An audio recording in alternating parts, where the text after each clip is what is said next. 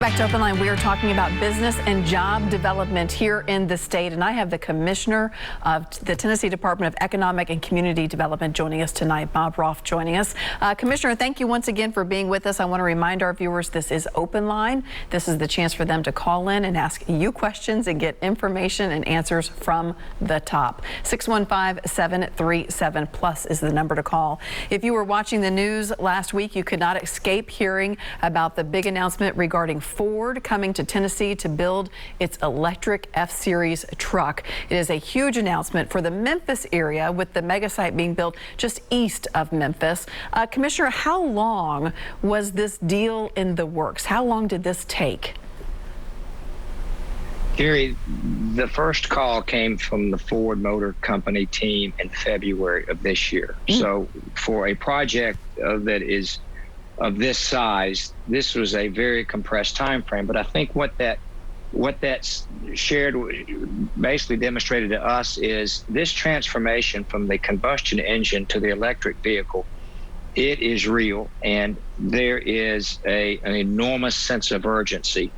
And so Ford reached out to us. Originally, there were, Carrie, about 15 states other than Tennessee that they were looking at. And then that was part of the down selection process. And very quickly, they determined that we did have a prize site. Now, remember, Ford Motor Company, which may be one of the great global iconic brands, specifically the F-Series pickup truck, they haven't built a new automotive plant, a greenfield automotive plant, in 50 years. And so when we discovered it was about $5.6 billion, which is an enormous amount of capital, that would be a record, creating about 5,800 jobs. It quickly garnered our attention, and then we were really off to the races to present and position Tennessee to hopefully win this. And so a part of this whole process is about down selection.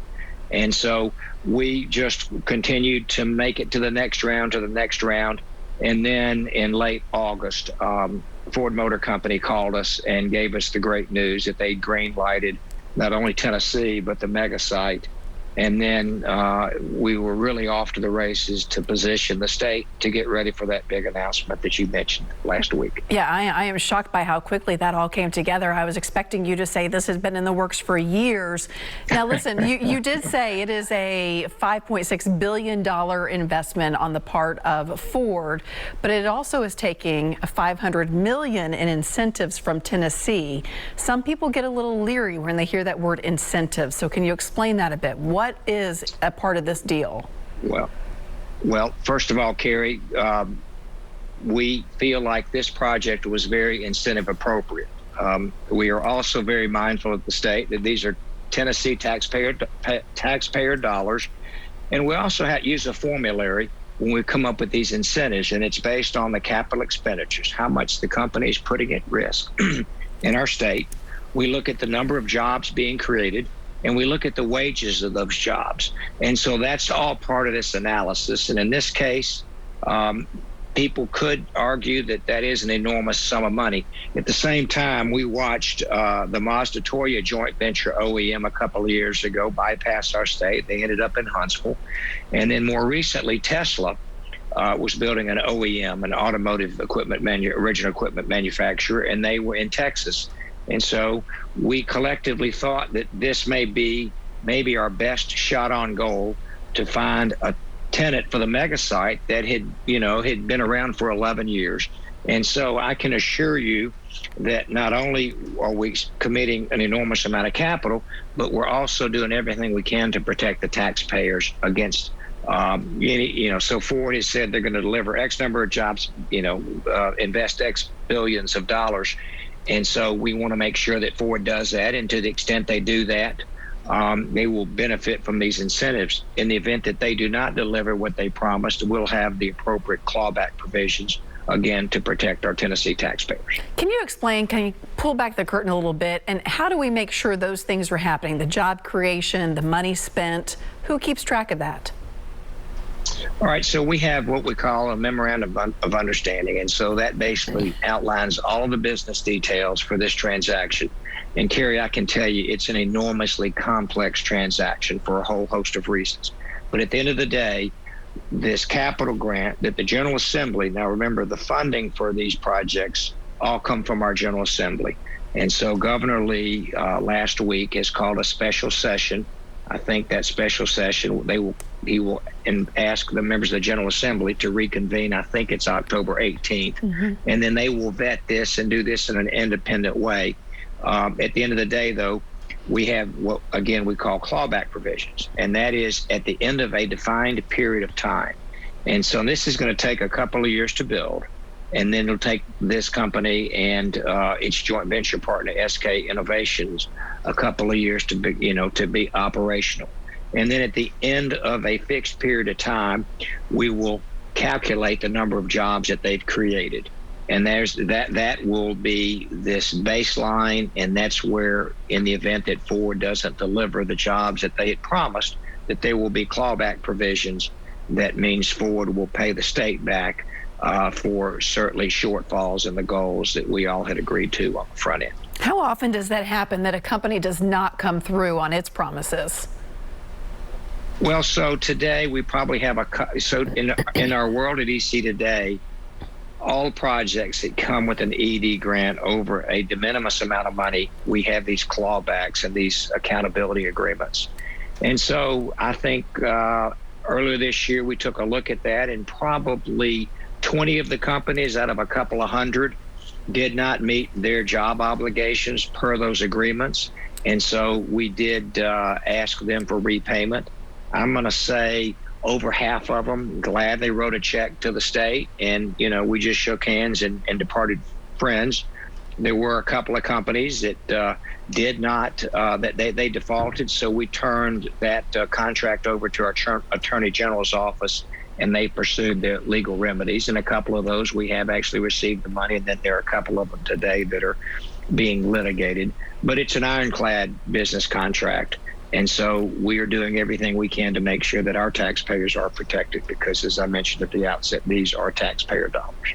Let's talk about this site where Ford is going to build this facility. I was surprised to read that governors of decades now, or at least a decade and a half, have been trying to find a tenant for this site with no success. Why is that? So this would go back a couple of governors to Governor Bredesen. And so Governor Bredesen, toward the end of his second term, made the decision to assemble these 4,100 acres. And this is an enormous site. It's about 6 miles in diameter, to give you a sense. Wow. And I think maybe, Carrie, the best way to explain the size of this is we are home to the Volkswagen OEM in Chattanooga. General Motors has an OEM in Spring Hill, and then Nissan manufactures their automobiles in Smyrna. This site is so large that all three of those companies' facilities could be sited on this campus, and we would still have room for a fourth OEM. Wow. So that'll, provide the magnitude. Now, the great news is, in today's world, and I think some of us in the recruiting world have discovered from the pandemic, so many companies now that rely on offshore parts are now a part of what we call reshoring. And so this is going to allow Ford Motor Company to not only have this fabulous new manufacturing plant, but also the battery plant, which is going to be the joint venture with SK Innovations. And then that's going to give Ford Motor Company additional space to basically recruit other tier 1 and tier 2 suppliers. So the goal today, it used to be a supplier needed to be within, call it, a 4-hour radius of a manufacturing plant. Today, it's now down to they can't become close enough and be attached to these plants. And so that's kind of the new world. And the beauty is Ford gets this clean slate they're going to ultimately occupy about 3,600 of the acres. And so you can imagine what an enormous project this is going to be, and we're just beginning. Yeah, and let's talk about the work for us continues. I'm sure it does. Let's talk about the jobs this project will create, from the construction jobs on the front end to the Ford jobs on the back end that will be the long-term jobs.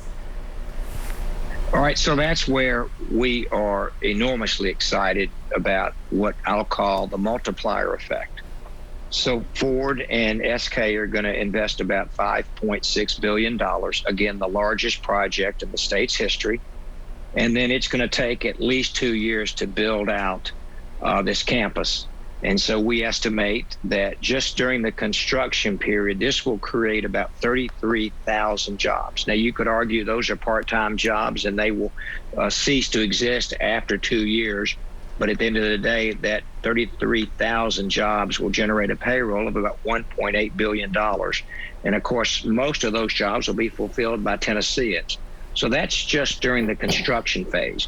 And then once the projects have been built, then approximately 5,800 new jobs will be created.